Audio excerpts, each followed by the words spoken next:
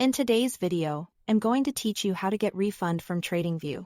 By the end, you'll know exactly where to click, what to say, and what information to have ready, so your request goes as smoothly as possible.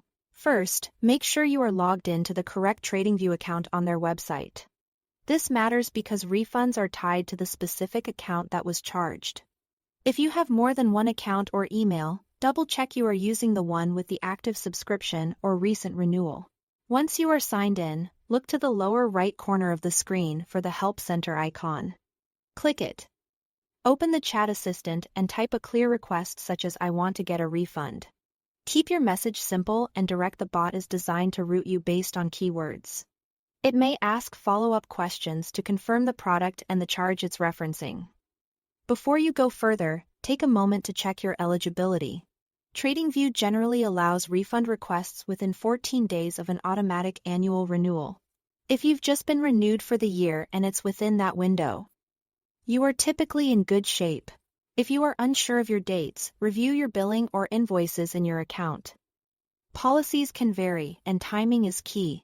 If the chat assistant can't resolve it or doesn't offer a refund path, move to the ticket system in the Help Center. Look for an option to submit a support ticket, then choose the billing or refund category. This is where clarity really helps support process your case quickly. Have your details ready? Include the account email you used for the subscription, the payment date, the subscription amount and plan, and a brief but specific reason for requesting the refund, such as an unintended renewal or a trial you meant to cancel. You don't need to share any passwords or full payment numbers.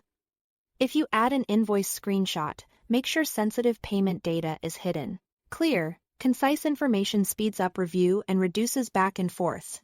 If the charge was unauthorized and you didn't create a Tradingview account, use the dedicated unauthorized payment form in the Help Center instead of the standard ticket.